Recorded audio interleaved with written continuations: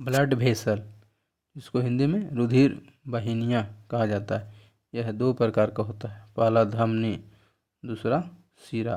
धमनी का English artery, शिरा का इंग्लिश वेन। इन दोनों में अंतर देखते हैं। धमनी में शुद्ध रक्त बहता है और शिरा में अशुद्ध रक्त बहता है। धमनी में बीपी का मान ज़्यादा होता है, शिरा में बीपी का मान कम होता है। धमनी की दीवार अत्यधिक मोटी होती है क्योंकि प्रेशर इस पर ज़्यादा होता है। शिरा की दीवार पतली तथा कमज़ोर होती है। धमनी में रक्त के बहाव की दिशा हृदय से शरीर की तरफ होती है। शिरा में रक्त के बहाव की दिशा शरीर से हृदय की तरफ होती है।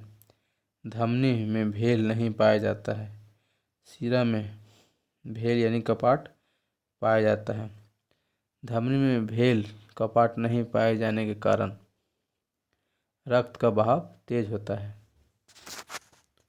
नोट में देखेंगे, पल्मोनरी धमनी, जिसको हिंदी में फुसफुस धमनी कहते हैं, इसमें ऑक्सीजन की कमी होती है जिसके कारण इसमें अशुद्ध रक्त बहता है। और दूसरा पल्मोनरी वेन या फुसफुस शिरा में शुद्ध रक्त बहता है क्योंकि इसमें ऑक्सीजन मौजूद होता है। सबसे बड़ी शिरा यानी वेन इंफीरियर वेना कावा है। सबसे बड़ी धमनी यानी कोरोनरी धमनी है। रक्त संचार को देखते हैं। विलियम हार्वे को रक्त परिसंचरण तंत्र का जनक कहा जाता है। हृदय के बाएं भाग में शुद्ध रक्त बहता है तथा दाहिने भाग में अशुद्ध रक्त बहता है। ब्लड फेफड़ों में शुद्ध होता है। हृदय से शरीर के सभी भागों तक शुद्ध रक्त पहुंचाने वाली सबसे बड़ी धमनी को महाधमनी यानी कोरोनरी आर्टरी कहा जाता है। खान पान के अनियमित तरीके से less active mode of life के कारण कोरोनरी आर्टरी में कोलेस्ट्रॉल बढ़ जाता है, जिसके कारण कोरोनरी धमनी का व्यास कम होने लगता है और प्रेशर बहुत उच्च हो जाता है, जिसके कारण हार्ट अटैक की घटना होती है। एनियोग्राफी, यह एक परीक्षण की तकनीक है जिससे बंद धमनियों का पता लगाया जाता है। बंद धमनियों का पता लग जाने पर सर्जरी के द्वारा धमनियों में ब्लय रिंग स्थापित किया जाता है, जिससे धमनी का व्यास बढ़ जाता है। इस प्रकार के रिंग का निर्माण टाइटेनियम नामक धातु द्वारा किया जाता है। इस भविष्य टाइटेनियम को भविष्य की धातु कहा जाता है। रक्त दाब यानी ब्लड प्रेशर, रक्त द्वारा रक्त वाहिनियों के सतह पर उत्पन्न किया गया रक्त दाब होता है। इसकी उत्पत्ति हृदय की धड़कन द्वारा होती है। जब हृदय संकुचित होता है तो इसमें उत्पन्न दाब को सिस्टोलिक प्रेशर कहा जाता है। सिस्टोलिक प्रेशर का मान 120 mm यानी Hg होता है। जब हृदय रिलैक्स होता है तब इस स्थिति में उत्पन्न दाब को डायस्टोलिक प्रेशर कहा जाता है, जिसका मान 80 mm होता है।